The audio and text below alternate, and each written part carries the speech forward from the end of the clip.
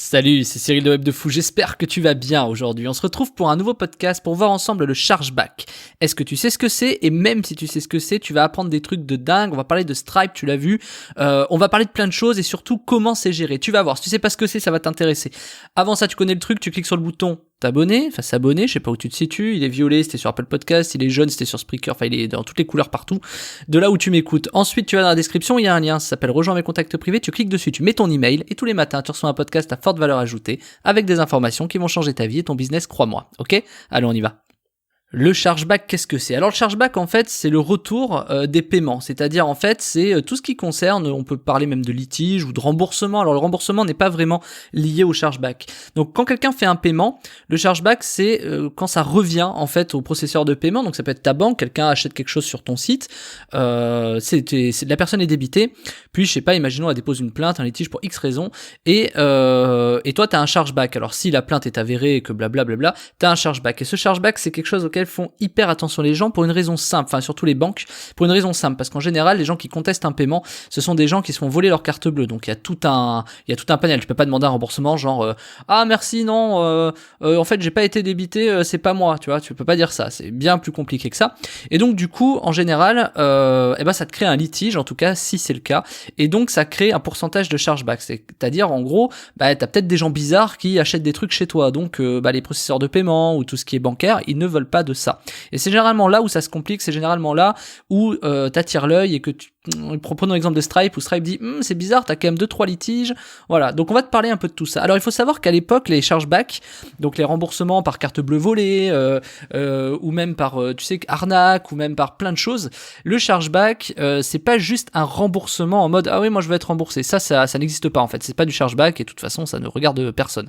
Donc c'est pas un remboursement, c'est vraiment une opposition justifiée, demandée, qui ouvre à beaucoup de papiers, etc. Donc c'est franchement c'est l'enfer. Et une fois que c'est avéré, le vendeur se retrouve avec un litige, ou ça s'appelle litige sur Stripe en l'occurrence, mais ça peut s'appeler du coup chargeback à d'autres endroits. Et donc à l'époque, sache que dans la rencontre en ligne, il y a quand même beaucoup de choses bizarres, tu sais, par exemple, t'as des gens qui se plaignent en disant « Ouh, c'est quoi ce débit sur ma carte bleue, sur mon relevé bancaire, j'ai pas le droit ». J'ai une petite histoire sur le sujet, c'est que tu sais, généralement, quand les mecs se font griller par leur femme, imaginons, ils cachent ça, ils disent « Chérie, c'est quoi ce relevé sur le compte bancaire ?»« Ah je ne sais pas, oh, c'est pas normal, je vais aller me plaindre ». Tu vois, ce genre de sujet. Donc dans le dating et dans la rencontre en ligne, il y en a plutôt pas mal des chargebacks. Et quand il y a des chargebacks, plus t'en as, plus c'est possible, plus par exemple, si tu fais des trucs un peu, porno, ou rencontre en ligne, ou voyance, tu vois, des trucs un peu plus, on va dire, cachés, tu sais, des choses un peu tabous, voilà, chercher le mot. Mais quand tu produis des programmes ou des e-books, je sais pas ce que tu fais, des formations, peu importe, sur un sujet un peu tabou, il faut t'attendre à des chargebacks. Et le problème des chargebacks, c'est que vu que c'est compliqué, ça coûte de l'argent aux banques, le chargeback, mais en plus de ça, t'as un pourcentage qui est vraiment faible. Alors je m'explique. À l'époque, t'avais le droit à 27% de chargeback, c'est quand même énorme, quand j'y repense, je me dis c'est quand même énorme. T'avais le droit quasiment, tu me permets d'arrondir 27 à 30%, t'avais le droit quasiment à un litige sur 3 paiements, c'est-à-dire que du coup t'as 3 paiements qui passent. Si t'en as un qui est frauduleux, c'est-à-dire par exemple quelqu'un qui s'est fait dérober sa carte bleue, qui essaie d'acheter chez toi, etc. ça peut donner lieu à un remboursement, donc un chargeback, et t'avais le droit quand même à une personne sur 3, c'est énorme, je sais pas si tu te rends compte. Donc voilà. Alors ça te paraît peut-être énorme, moi ça me paraît énorme, mais quand tu fais de la rencontre et des choses comme ça, c'est pas si énorme que ça. Et sache qu'il y a des sociétés, des grosses sociétés, des grands annonceurs qui en général ne sont même pas en Europe, dans la rencontre en ligne ou même ailleurs, qui du coup passent par des processeurs de paiement ou par des trucs de paiement, pour pas rentrer dans le détail, qui permet d'avoir ce niveau vraiment au maximum. Donc aujourd'hui il est beaucoup plus bas, mais imaginons à 30%, enfin 27%, l'avantage de ça, c'est que du coup, les gens sont beaucoup plus, les annonceurs, les vendeurs sont beaucoup plus contraints de faire attention à ces chargebacks. Donc tu peux plus faire quelque chose comme ça. Alors concrètement c'est quoi? Parce que il faut d'abord que je te parle de ça. En fait, tu sais, c'est genre de offre à 1 euro. Tu sais, quand tu t'inscris sur des offres à 1 euro, gagner un iPhone à 1 euro, tout le monde le connaît, le truc. Derrière, t'as une petite case, tu le vois pas forcément, mais t'as un petit truc en bas où il y a marqué OK, puis vous serez débité de tous les mois de 40 euros par mois. Et donc, du coup, les gens le voient pas. Et donc, ils se font débiter d'1 euro, ils se disent c'est cool. Et le mois d'après, ils se font débiter de 40 euros. Et c'est là où ça intervient, le chargeback. C'est-à-dire qu'il y en a qui ont fait des sommes monstrueuses sur des sujets comme ça. Alors, c'est pas vraiment de l'arnaque en soi. Enfin, tu sais, c'est ce qu'on appelle de la CB30 en fait. Tu t'abonnes pour 1 euro, tu crois t'abonner pour 1 euro, puis derrière, en fait t'as 40 € qui passent tous les mois. Donc toi quand tu t'en aperçois t'es un peu énervé parce que c'était pas le deal, tu vois, malgré que ce soit marqué. Donc c'est pas totalement illégal, mais c'est quand même très border, quoi. Voilà. Donc du coup ce que je vais t'expliquer là-dedans, c'est là à ce moment-là qu'est-ce que tu fais? Là tu dis attends, c'est pas normal, il y a un problème. Tu vois, c'est pas la même chose que prendre un abonnement à 40 € par mois et dire ouais ça me plaît plus, tu vois, ou de je veux un remboursement parce que c'est de la merde. C'est pas la même chose du tout.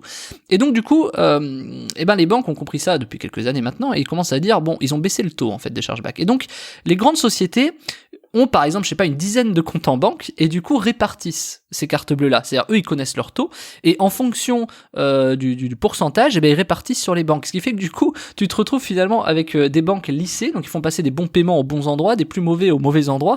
Et du coup ce qui se passe c'est que t'as des gens qui gèrent ça. C'est t'as des gens qui existent, qui gèrent ces principes de paiement. Vraiment c'est des jobs à temps plein où aujourd'hui il y a tant de chargeback, tant de machin, etc. On va décaler sur telle banque, on va faire machin. Donc des banques qui sont de partout dans le monde. Il y a pas des banques plus bizarres que d'autres. Tu vois, c'est vraiment toutes les banques. Et du coup, leur but, c'est d'éviter de se faire griller auprès des banques principales, auprès des vraies banques, et de montrer en fait patte blanche et de dire regardez, on est quand même super clean. Alors que derrière, et tu vois, il y a d'autres banques qui encaissent ces trucs un peu bizarres. Et donc du coup, tout ça pour te dire que ça te concerne pas vraiment, mais c'est pour que tu comprennes le principe et pourquoi les gens sont en arrivés là. Et maintenant, on va parler du coup de Stripe, comment ça se passe. Et c'est exactement le même sujet. C'est-à-dire que Stripe, voilà, par exemple, tu peux avoir des paiements frauduleux. Tu peux pas savoir si t'as une carte bleue qui a été volée, quelqu'un achète avec. C'est pas possible. C'est l'idée en tout cas. Alors, il y a 2-3 facteurs qui font que ça marche bien. Moi, je te dis ça parce que ça m'est arrivé récemment, donc j'en profite pour ça, mais je vais t'expliquer. Moi, je suis habitué à gérer du chargeback depuis longtemps, donc pour moi, c'est pas quelque chose de gênant.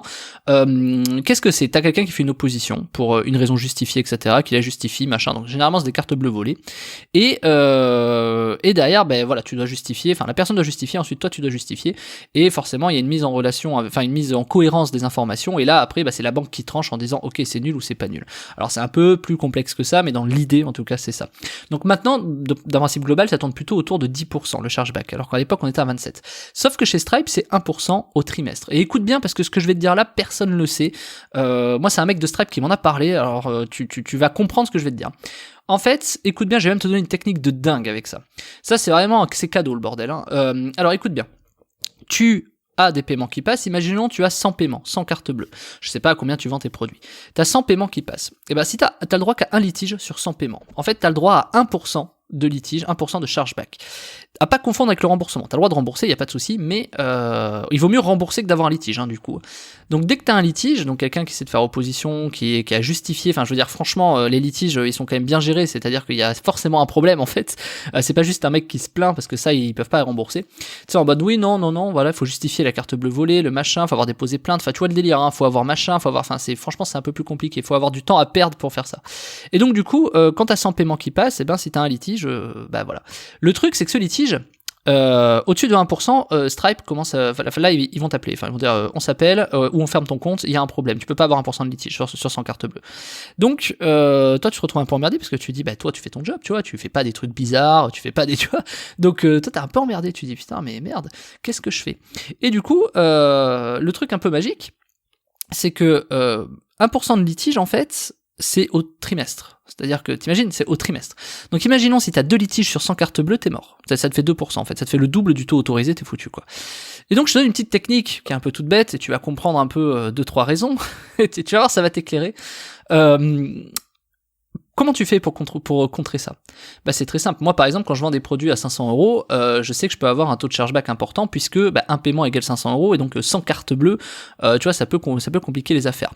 Donc, qu'est-ce qui se passe? Du coup, tu vends des produits à 1 ou à 7 € parce que du coup, ça fait une sorte de schmilblick, comment te dire, ça lisse en fait le nombre de paiements, tu vois. C'est qu'en fait, je sais pas, plutôt que d'avoir 100 paiements à 500 € avec un risque assez important, vaut mieux faire par exemple 100 paiements à 1 €. Donc peu importe le chiffre d'affaires, et derrière continuer en disant voilà, je continue à vendre mes produits à 500 €. Donc je te le dis et je t'invite vraiment à m'aider là-dessus, c'est que le jour où tu vois que je te fais un produit à 1 € ou à 7 €, un conseil, fonce. Tu vois, fonce. En général, je fais ça une fois par trimestre pour cette raison-là, parce que on sait jamais. Parce que en fait, là où Stripe et franchement, il y a une faille de dingue, c'est qu'ils ne prennent pas un ratio entre le nombre de litiges, le nombre de cartes bleues et le nombre de clients, ils prennent juste un ratio par rapport au nombre de cartes bleues. Donc en fait, tu peux te retrouver vraiment à faire des cartes bleues à 1 € et pas avoir de soucis. donc vendre derrière tout ce que tu veux au trimestre, tu vois, et plutôt que de vendre des produits à 300 euros et avoir des risques de litige. Tu vois, c'est vraiment ça le sujet. Pourquoi ? Parce que plus c'est cher, plus t'as des risques de litige, parce que plus les gens veulent essayer d'usurper le pognon, le machin, etc. Alors si tu fais des trucs à 1 ou 5 euros, voilà. La petite notion de ce que je te dis là, c'est personnel. La vérité, elle est pas là. La vérité, Stripe te dira, et il a raison, Stripe te dira, non mais attendez, il y a plus de fraude sur des 1 euro que sur des 100 euros. Pourquoi ? Parce que ce qu'on appelle du CB testing, enfin j'ai plus le nom exact, c'est qu'en fait les gens pour tester si les CB sont toujours actives ou tu sais des cartes bleues dérobées ou quoi, plutôt que de débiter 500 balles, ils vont débiter 1 euro. Et donc du coup t'as beaucoup plus de fraude sur 1 euro que sur 500 euros. Donc tu vois, je me contredis dans les 3 dernières minutes pour t'expliquer qu'en fait donc c'est ni l'un ni l'autre. et que du coup dans la vérité, c'est important d'avoir un fichier client pour leur dire, écoutez, achetez ça à 7 euros, etc. Faire des promos, c'est un très bon sujet pour résoudre ça. Moi, j'ai choisi de pas en faire, mais c'est un très bon sujet pour résoudre ça. Alors, pense-y, parce que t'as vu, c'est pas si simple, finalement, de faire de l'argent sur le web non plus, tu vois. Faut savoir acquérir du trafic sur Facebook, faut pas avoir ton compte fermé, faut pas avoir ton compte Stripe fermé, faut pas avoir de problème avec ta banque, faut avoir un comptable, faut avoir un machin. Enfin, t'imagines le délire, quoi. Donc, déjà, juste pour faire ton business. Donc, tu peux te retrouver vraiment emmerdé avec ça. Donc, tu vois, les 1 euro, c'est intéressant. Mais en fait, le truc des 1 euro, c'est plus de dire, quand tu connais ton fichier client, c'est-à-dire, fais pas des produits à 1 euro ou à 7 euros sur de la pub, parce que tu vois, tu peux avoir des problèmes. Fais-le avec tes clients, propose-leur vraiment un truc à 7 euros. Je sais pas, un truc vraiment, un truc intéressant, tu vois, j'en sais rien, mais tu fais ça avec tes clients, tu leur offres pour 1 euro, tu vois, tu dis que voilà, parce que de toute façon, offrir aujourd'hui, c'est un peu compliqué avec les processeurs de paiement, mais tu mets un truc à 1 euro pour que les CB passent. Et quand les CB passent, du coup, ça te fait beaucoup plus de CB. Et du coup, ton taux de litige, il a le droit de baisser. La dernière solution, la deuxième, qui est un peu moins bonne, tu vas comprendre pourquoi, c'est d'activer sur ton compte Stripe ou PayPal ta 3D Secure. La 3D Secure, ça s'appelle la DSP2. C'est un bien grand mot pour dire, maintenant, quand tu mets une carte bleue, on va t'envoyer un SMS pour vérifier que c'est toi. Ça, le problème de ça, c'est que ça marche très bien. C'est-à-dire, du coup, la personne ne peut plus contester le paiement. C'est impossible qu'elle conteste le paiement. C'est-à-dire, ça élimine les taux de chargeback. Alors, il y a encore des techniques pour les filous, mais elles seront jamais connues. Ces techniques, elles sont beaucoup plus complexes et nécessitent des grandes capacités techniques. Mais sur le principe, quand la DSP2 garantit le fait qu'il y aura pas de chargeback. Sauf que ça baisse ton taux de conversion.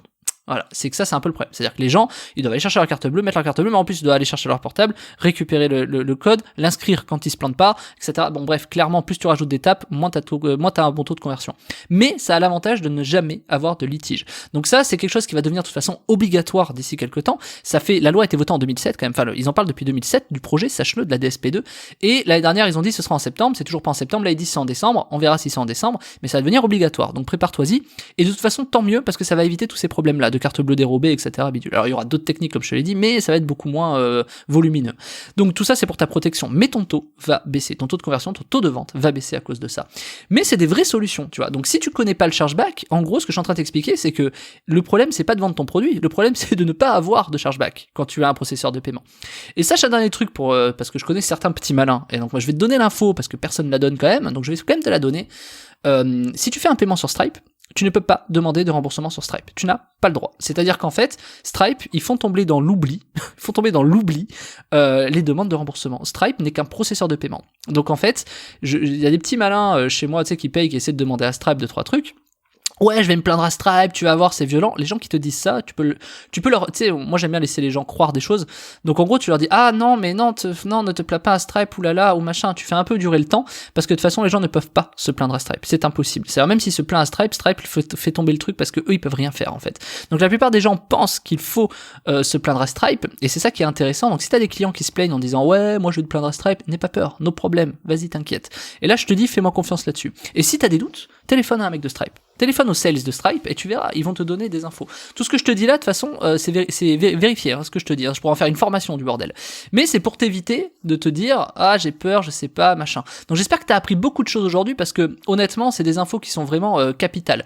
Ensuite, concernant les remboursements, les remboursements, c'est pas très grave. Je veux dire, vaut mieux rembourser. Et Stripe préfère que tu rembourses. T'as le droit de faire des remboursements, y a pas de souci. Je veux dire, en fait, ils ont même fait un truc où, quand tu rembourses, tu perds de l'argent. Donc en fait, eux, ils sont contents. C'est-à-dire, plus tu rembourses, c'est que c'est toi qui as décidé de rembourser, en fait. Donc c'est toi et ton client. Ça regarde toi et ton client. Donc t'as aucun problème sur les remboursements si t'es d'accord. Tu vas juste perdre un peu d'argent parce que ça va te coûter de l'argent. Et puis il vaut bien avoir un remboursement qu'un litige parce qu'un litige en général ça te coûte 15 ou 20 euros. Plus les frais de Stripe, etc. Donc je sais pas, si tu fais un virement, si tu fais une carte bleue à 47 euros, autant te dire que t'as perdu 47, plus 27, plus ta pub, enfin tu vois, ça commence à être violent quoi. Donc c'est pour ça que c'est important. Et de toute façon on va aller de plus en plus vers des produits où tu vois, vendre à 7 euros ou 10 euros, c'est bien pour faire de la CB, mais c'est pas comme ça que tu fais de l'argent, tu vois.